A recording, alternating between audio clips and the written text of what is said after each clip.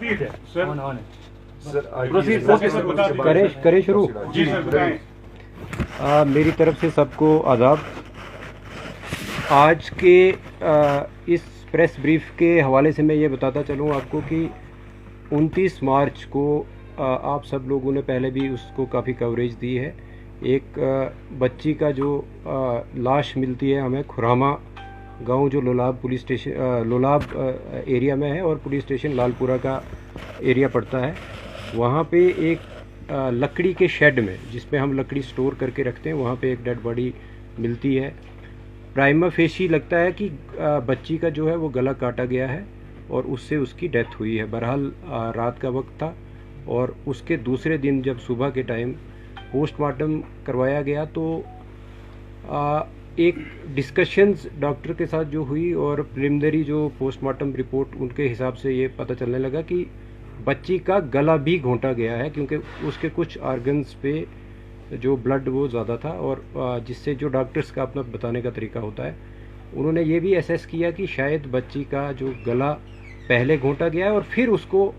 उसके जो गर्दन पे है वो छुरी चलाई गई है या कोई तेज़ नोक की जो भी चीज़ जिससे गला काटा गया है। बहरहाल इसी के चलते जो वजूहत थी, जैसे लगता था कि जहाँ डेड बॉडी पड़ी हुई है और साथ में जो सराउंडिंग्स थी,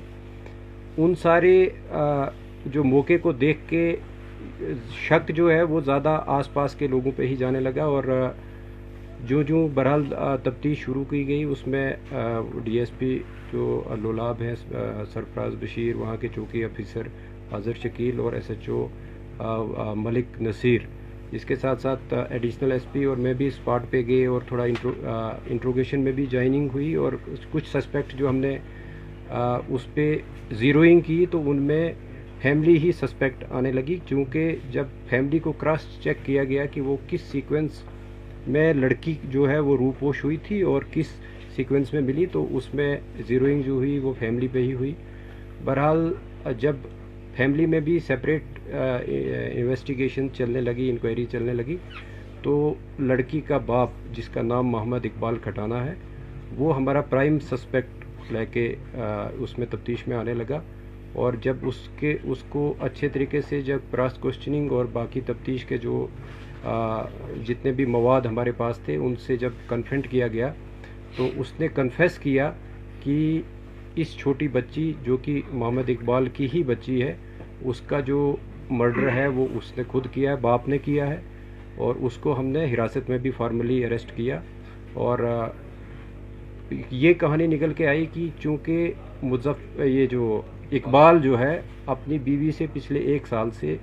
इनके बीच जो काफ़ी पर्सनल इश्यूज़ को लेके लड़ाई होती रहती थी, मैं तू भी होता रहता था, इवन फिज़िकल असॉल्ट भी होता रहता था। इसी शाम को जब 29 तारीख को जब इकबाल चूँकि पेशे से एक ड्राइवर है, गाड़ी चलाता है सुमो, वो घर लगभग 4:15 बजे के करीब जब घर आया, उसके बाद उसने जो शाम के लिए जैसे गांव में होता है कि लकड़ी काटी जाती या दूसरे कोई और डोमेस्टिक काम जो है वो किए, और जब 6 बजे के आसपास काम ख़त्म करके फिर अपने घर में पहुंचा तो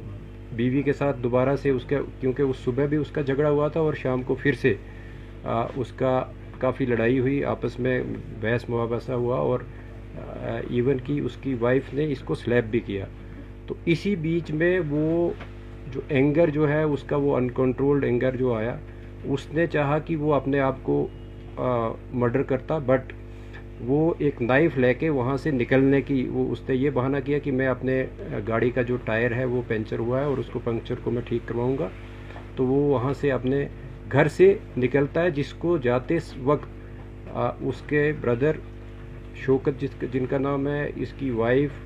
उसके चाचा, वो सारे लोग उसको देखते हैं और उसका कज़िन जो है वो देखते हैं कि वो घर से निकल रहा है और छोटी बच्ची उसके पीछे चल रही है। और वो इतने में बच्ची जो है उससे कुछ पैसे 5 रुपये मांगती है तो वो उसको 10 रुपये देता है, बट वो पीछे नहीं देखता है और बच्ची उसको फॉलो करती है, जिसको काफ़ी और भी हमारे पास गवाह हैं जिन्होंने उसको बच्ची को फॉलो करते हुए देखा। और वो गाड़ी में ही बच्ची जो है इकबाल के साथ बैठ गई। इसके बाद वो हार्डन की तरफ आया और फिर उसके बाद सीवर की तरफ, खुरामा की तरफ आया, और जहाँ पे गाड़ी में ही, चूँकि उसके बाद इफ्तारी का भी वक्त था और गाड़ी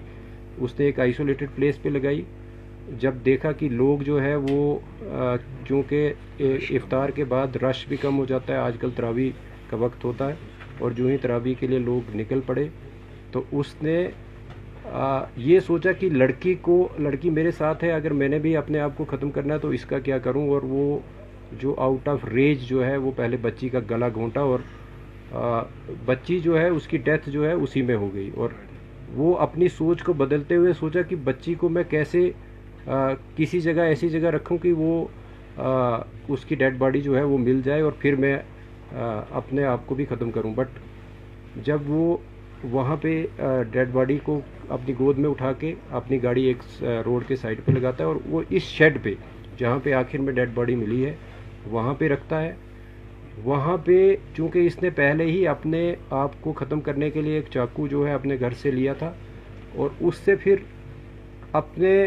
इस जो जुर्म को वो दूसरा रुख देने के लिए, ताकि इसका शक जो है दूसरे लोगों पे भी जाए, और वहाँ पे शेड में जो है वो अब इस बच्ची की डेड बॉडी को रख के उसके बाद इसका गला काटता है। और जिस मिकदार में अदरवाइज़ एक ज़िंदा आदमी का ब्लड निकलना चाहिए उतना नहीं उससे निकलता, वो हमने मौके पे भी देखा है। उसके बाद ये चाकू को धो के और अपने पास रख के फिर जाके अपनी गाड़ी को लाके हिज़्ब मामूल जहाँ पे ये गाड़ी को रखता था वहाँ पे ही गाड़ी को दोबारा पार्क करके जब घर जाता है, उसके बाद ही घर वाले इसको पूछना शुरू होते हैं कि बच्ची आपके साथ गई थी और बच्ची कहाँ पे है। तो वो ये बहाना बोलता है कि बच्ची मेरे साथ नहीं थी। अलबत्ता चूँकि 3-4 लोग जो मैंने पहले भी जिक्र किया कि जिन्होंने उसके फॉलो करते हुए देखा था बच्ची को, तो वो भी उसको कन्फ्रंट करते हैं, और इस बीच वो एक और बहाना बना के वो दूसरे उसमें उलझन में अपने आप को जो ख़त्म करने की कहानी को छोड़ के दूसरे उसमें रूप में आके और बच्ची को ढूंढने के गर्ज से या उसको एक और दूसरी रूपोश वाली जो भी मोड़ देने के गर्ज से वो थाना में पहुंचता है, और वहाँ पे अपनी रिपोर्ट जो है वो दर्ज करवाता है कि मेरी बच्ची गायब है। लेकिन जिस बीच वो रिपोर्ट करने के लिए आ रहा होता है उसी बीच जब उसके घर वाले या दूसरे मोहल्ले वाले बच्ची को ढूंढ रहे होते हैं, मस्जिद से भी अनाउंसमेंट की जाती है, और उसकी वाइफ को ये बच्ची इस शेड में स्पॉट होती है डेड हालात में। तो वहाँ से फिर बच्ची को बरामद करके वो फिर से जो मैंने पहले शुरुआत में की कि बच्ची को किस तरीके से फिर उसका पोस्टमार्टम किया गया और बाकी जो सारी कार्रवाई मुकम्मल की गई। अभी तक की तफ्तीश में सिर्फ मोहम्मद इकबाल ही एक वाहिद सस्पेक्ट जो वाहिद मुलजिम जो है वो सामने उभर के आया, ट्रांसपायर हुआ है इन्वेस्टिगेशन में, और उसी को गिरफ़्तार भी किया गया है। जिस चाकू से उसने बच्ची का गला काटा था वो भी उसने फिर किचन में एक और मखसूस जगह पे छुपा के रखा था, वो भी बरामद किया गया है। इसके साथ साथ उसके कपड़े जिन पे जो उसके कफ्स होते हैं कॉलर, ये जो बाजू के, उनसे भी ब्लड जो स्टेन्स मिले हैं और उनको भी सीज़ किया गया है। और जहाँ जहाँ पे वो रुका है और जिस तरीके से हमने टेक्निकल जो एविडेंस को कलेक्ट किया है वो बिल्कुल कॉरोबरेट होता है कि वो कहाँ कहाँ गया था और किस किस कौन कौन सा उसका मूवमेंट पैटर्न रहा है, वो भी सारा इस्टेब्लिश हुआ है। बहरहाल जो तफ्तीश अभी तक हुई थी, और मुझे लगता है कि यहाँ तक ही हमारी तफ्तीश जो है, अब इसको सिर्फ जो बाकी लीगल प्रोसीजर्स हैं वो हमने पूरे करने हैं, और जो इकबाल है उसको गिरफ्तार किया गया है। सर इस साजिश में और कोई अरेस्ट हो सकता है, क्योंकि जिस तरह से डोमेस्टिक मियाँ बीवी की लड़ाई जो है वो मुझे लगता है थोड़ी बहुत नोक झोंक, बड़े लेवल की नोक झोंक हर जगह होती है। बहरहाल ये जुर्म जो है, क्योंकि मर्डर है, तो मर्डर में या तो इंटेंशन आपकी देखी जाती है या नॉलेज देखा जाता है कि आप जो काम कर रहे हो क्या इससे किसी की डेथ हो सकती है या आपकी पहले से किसी को मारने की गर्ज हो।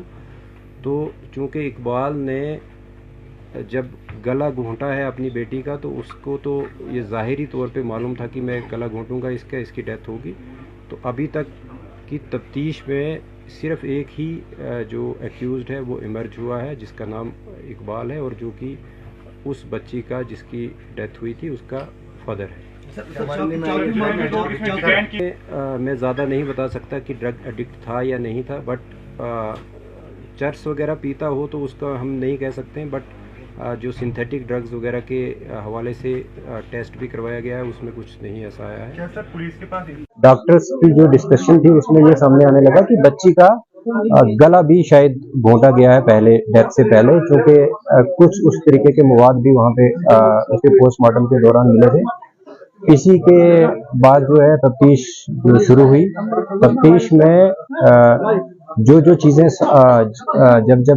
जो हालात थे वहाँ पे और जो वाक़ात थे उनके मद्देनजर रखते हुए फैमिली जो है वो प्राइम सस्पेक्ट जो है वो उभर के सामने आने लगी। जब फैमिली मेंबर्स को भी सेपरेटली क्वेश्चनिंग की गई और जब क्रॉस क्वेश्चनिंग हुई उसमें से मोहम्मद इकबाल जो कि उस बच्ची का फादर है वो हमारा प्राइम सस्पेक्ट और प्राइम अक्यूज बन के सामने आया और ये पता चला कि उसने ही अपनी बच्ची को पहले गला घोंट के उसको गाड़ी में, जो उस सुमो का ड्राइवर है वो उस गाड़ी में उसका कत्ल किया। उसके बाद उसको शेड में लेके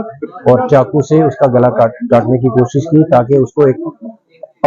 एक ऐसा कत्ल बना के किसी और के सर पे जो है वो जुर्म डालने की उसने कोशिश की। बहरहाल हमने मोहम्मद इकबाल को गिरफ्तार किया है और उसके इंकशाफ पे वो चाकू भी बरामद किया है जिससे उसने बच्ची का जो है गला काटा था। उसके कपड़ों से भी जो ब्लड स्टेन जो थे वो भी कपड़े जो उसको उस वक्त पहने हुए थे वो भी बरामद हुए हैं, उनका भी हमने फॉरेंसिक के लिए भेजा है। और बाकी जो टेक्निकल तौर पे भी उसको एविडेंस को कॉर्पोरेट करने की कोशिश की गई है वो भी बरामद हुआ है और अभी तक सिर्फ एक ही अक्यूज्ड जो है वो तफ्तीश में सामने उभर के आया है, वो मोहम्मद इकबाल खटाना है जो कि लड़की का बाप है और उसको गिरफ्तार किया गया। देखिए ये मोहम्मद इकबाल खटाना और उसकी वाइफ के जो है ताल्लुकात ठीक नहीं थे और वो लगभग 1 साल से किसी पर्सनल अपने इश्यूज पे लड़ाई करते रहते थे। इस शाम भी जब वो काफी लड़ाई उनकी आपस में हुई और बीवी ने अपने खामद को, इकबाल को, काफी हीटेड आर्गुमेंट होके थप्पड़ भी मारा और वो एक फ्रस्ट्रेशन की हालत में घर से निकला। बच्ची भी उसको फॉलो कर रही थी और वो अपने आप को बेसिकली मारने की गर्ज से निकला था और चाकू उसी वक्त अपने घर से साथ रखा था। लेकिन जो ही बच्ची उसको फॉलो की और साथ में गाड़ी में बैठी तो वो अब बच्ची को भी मारने के पहले उसमें आ गया कि अब मैं बच्ची को भी खत्म करूंगा और फिर अपने आप को खत्म करूंगा। इस बीच पहले उसने बच्ची का कत्ल किया, फिर उसने उस बच्ची को पहुंचाना चाहा तो जब पहुंचाया वहां पे अपनी गोद में लेके उस शेड में जहां पे इसकी डेड बॉडी बरामद हुई है। उसके बाद उसका जो वक्त बीतता रहा तो उसके अपना जो टेम्पर है वो भी, जो फ्रस्ट्रेशन का लेवल है वो भी मुझे लगता है तफ्तीश में वैसा ही सामने आया कि कम होता गया और वो फिर गाड़ी को जब पार्क करके वापस घर आया तो घर वालों ने भी उससे पूछा कि बच्ची तुम्हारे पीछे गई थी, वो कहाँ है? तो उसने एक और बहाना बना के कि मेरे साथ नहीं थी और खुद पुलिस स्टेशन में आके रिपोर्ट की और इसी बीच बच्ची की डेड बॉडी भी बरामद हुई। तो ये प्योरली जो फैमिली में जो माँ बाप की एक लड़ाई और जिसमें उसको वो फ्रस्ट्रेट महसूस करता था और रोज वो ह्यूमिलेट महसूस करता था